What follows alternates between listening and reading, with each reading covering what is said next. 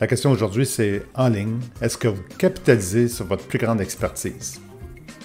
La question que j'ai à vous poser aujourd'hui est un petit peu contre-intuitive, mais vous allez voir. Est-ce qu'en ligne, vous hésitez à refaire ce que vous savez déjà bien faire?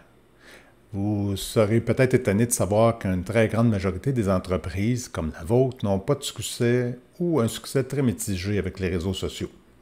Ça, c'est une autre discussion, puis vous pourrez toujours aller voir dans l'onglet en rapport avec les réseaux sociaux si vous voulez avoir des suggestions, des recommandations que je pourrais vous faire dans ce domaine-là.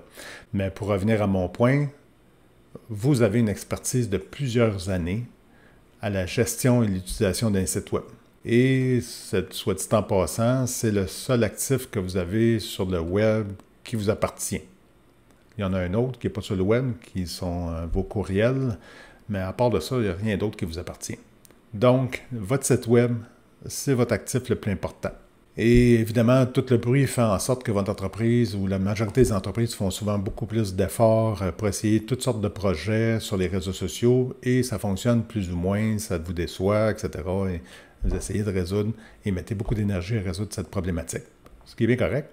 Mais, de l'autre côté, peut-être que vous pourriez envisager de capitaliser sur votre expertise que vous avez acquis à grands frais et beaucoup d'efforts.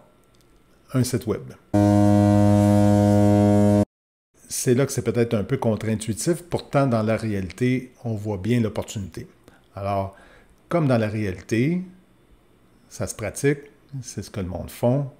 Dans le monde physique, on ouvre d'autres succursales, une nouvelle division. Alors, pourquoi pas ouvrir un second site web?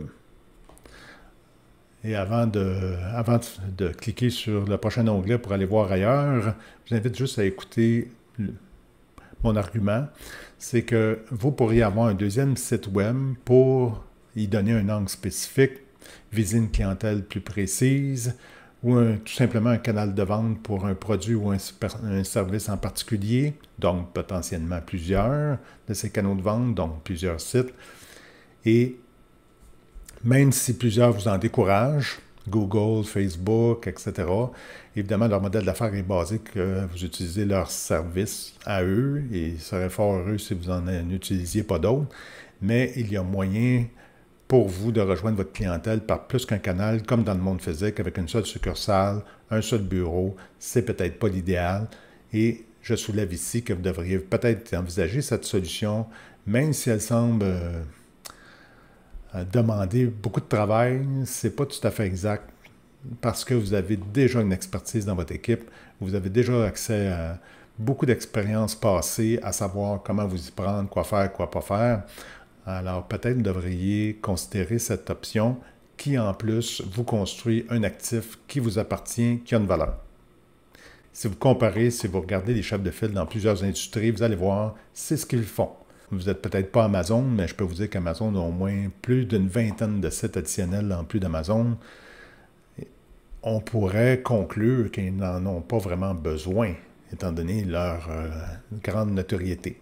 Alors, si une entreprise avec autant de notoriété juge à propos de le faire, peut-être pourriez-vous considérer de faire la même chose. Et ici, des 20 sites additionnels, là, je ne parle pas de sites par pays, là, je parle de sites qui visent une clientèle bien spécifique. Si vous allez voir dans le bas de la page, vous allez voir, là, il y en a plusieurs de listés. C'est une suggestion. Pensez-y. Si vous voulez en discuter, ça me fera plaisir.